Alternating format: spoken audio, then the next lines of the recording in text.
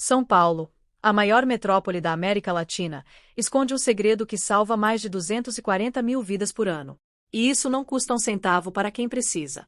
Mas para chegar a esse número impressionante, uma história precisou ser literalmente enterrada. Sim, enterrada. Porque onde hoje famílias brincam e fazem piquenique no coração do Parque do Ibirapuera, existiu o primeiro hospital público veterinário da cidade. Ele foi destruído, apagado dos mapas, e seu cemitério de animais, esquecido. Como saímos desse apagão histórico para um investimento de quase 40 milhões de reais por ano? A resposta está em uma jornada de 130 anos que você precisa conhecer agora. E essa história começa muito antes dos cães e gatos. Ela começa onde você menos imagina. No lombo de um cavalo, em 1893. Nossa jornada não começa com o cachorro, mas com os motores vivos da São Paulo antiga. Estamos em 1893, no Largo do Arouche, onde funcionava o Royal Derby. Esse foi o primeiro hospital veterinário da cidade, mas seu paciente era o cavalo. O atendimento a cães e gatos ainda era um luxo distante.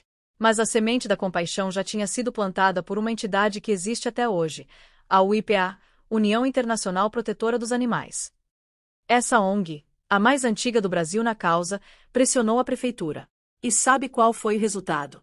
Em 1918, a Câmara Municipal aprovou um projeto visionário. O local, o vasto terreno alagadiço onde décadas depois seria erguido o Parque do Ibirapuera. Por mais de 50 anos, ali existiu um complexo com hospital e cemitério. Mas em 1972, sob a desculpa de expandir o parque, o prefeito Figueiredo Ferraz ordenou a demolição. Não sobrou pedra sobre pedra.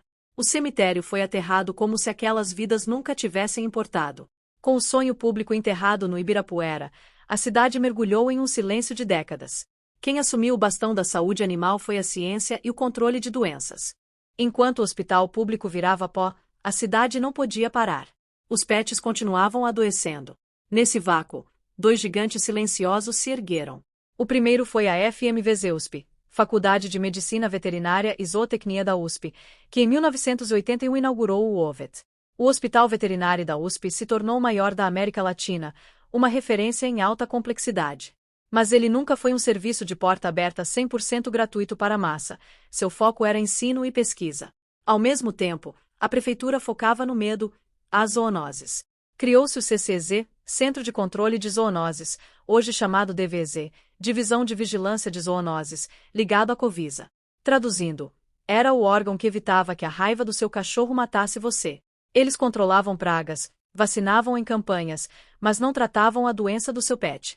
O tratamento clínico para a população carente era um abismo sem fundo. Esse abismo durou 30 anos. Até que uma parceria improvável entre políticos, ONGs e veterinários resolveu cavar um túnel e mudar o jogo para sempre. O ano era 2012.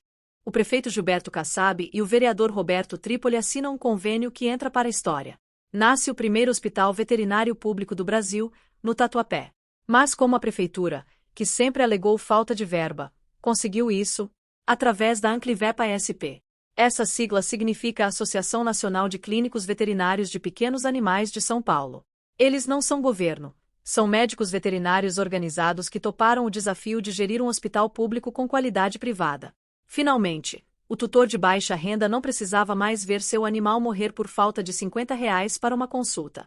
O sucesso foi tão estrondoso que a fila não parava de crescer. A notícia correu a quebrada. No Tatuapé, eles curam de graça. O primeiro hospital provou que dava certo. E a pressão popular foi tanta que a prefeitura não teve escolha.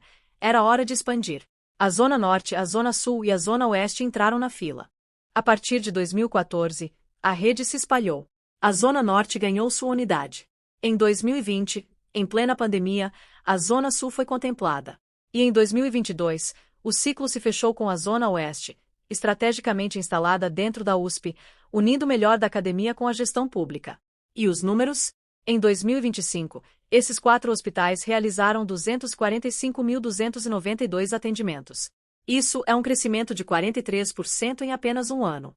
O investimento da prefeitura saltou para 38,4 milhões de reais. São 8 especialidades médicas, de cardiologia a oncologia. E em 2026, a unidade da Zona Leste, rebatizada de Cão-Orelha, virou 24 horas. Isso significa que se seu pet passar mal de madrugada, há uma luz no fim do túnel. Tá bom, números são lindos. Mas você deve estar se perguntando: isso é para mim? Como eu faço para usar esse serviço que meus impostos pagam? A resposta está no próximo bloco. Preste atenção. Agora é a hora de sacar o bloco de notas. Como o PharmaPet quer seu pet bem, vamos ao checklist da salvação. Primeiro, a regra de ouro. Você precisa ser morador da cidade de São Paulo e ser baixa renda. Como provar isso? Com o CAD único ou comprovante atualizado do Bolsa Família, BPC ou renda mínima. Além do seu RG e CPF, e do comprovante de residência no seu nome, existe um documento obrigatório e não negociável, o RGA. Isso significa Registro Geral do Animal. É o RG do seu pet. É gratuito, feito pela internet, e sem ele você não passa da porta. Ah, e detalhe crucial: o responsável que for ao hospital precisa ser o mesmo que está nos documentos. Não adianta mandar o vizinho ou a avó se os documentos estiverem no seu nome. Mas, PharmaPet, e se eu não tiver Bolsa Família? E se meu pet estiver passando mal agora? Tem jeito? Tem sim. E a resposta é mais humana do que você imagina. Primeiro, a grande dúvida. Não tenho Bolsa Família, mas minha renda é apertada. Nesse caso, você não está excluído. Você passará por uma triagem socioeconômica com uma assistente social na própria unidade. Leve holerite, carteira de trabalho ou declaração de desemprego. O sistema foi feito para incluir, não para burocratizar a dor. Segundo, a urgência. Se for uma emergência, atropelamento, convulsão, dificuldade para respirar, você não precisa agendar. Vá direto para a unidade. Mas corra cedo. As triagens geralmente encerram às 16h30. A única exceção que funciona 24 horas para emergências é o Hospital Cão Orelha, na Zona Leste. E para consultas de rotina, agendamento presencial ou pela teletriagem. Isso é genial. Você liga ou acessa o site, explica o que o pet tem, e um profissional avalia se é caso de ir correndo ou se pode esperar. Isso desafoga o sistema e salva quem realmente está morrendo. Depois de 130 anos, saímos do cemitério escondido no Ibirapuera para uma rede que abraça a cidade inteira. Mas isso não é o fim. É só o começo. E para você que está em São Paulo e precisa desse atendimento, anota aí o mapa da salvação. Na Zona Norte, o hospital fica na Avenida General Ataliba Leonel 3194, na Parada Inglesa. Na Zona Leste, você encontra na Avenida Salim Farah Maluf, sem número, no Tatuapé, esquina com a Rua Ulisses Cruz. A Zona Sul tem a unidade na Rua Agamenon Pereira da Silva 120, em Jurubatuba. E a Zona Oeste fica na Avenida Professor Orlando Marques de Paiva 87, dentro da USP. Mas, regra de ouro. Antes de sair de casa, sempre confirme as regras e os documentos no site oficial. Você acha todas essas informações no portal da Prefeitura de São Paulo. Eu vou deixar o link completo aqui na descrição do vídeo e no primeiro comentário fixado. É só clicar. O que começou com um cavalo no Largo do Arouche, foi enterrado no Ibirapuera e ressuscitou pelas mãos de ONGs e veterinários. Hoje é a maior política pública de saúde animal da América Latina. São 4 hospitais, um quinto a caminho em São Miguel Paulista, e um investimento que só cresce. De um cemitério escondido sob o parque mais famoso do Brasil para uma cidade onde nenhum tutor precisa escolher entre comprar comida ou salvar seu melhor amigo. Essa é a história de São Paulo. Uma história de resiliência. E ela continua sendo escrita. E agora, eu quero saber de você. Qual foi o fato que mais te surpreendeu nessa história? Me conta aqui embaixo nos comentários. Foi o hospital enterrado no Ibirapuera? O crescimento de 43% nos atendimentos?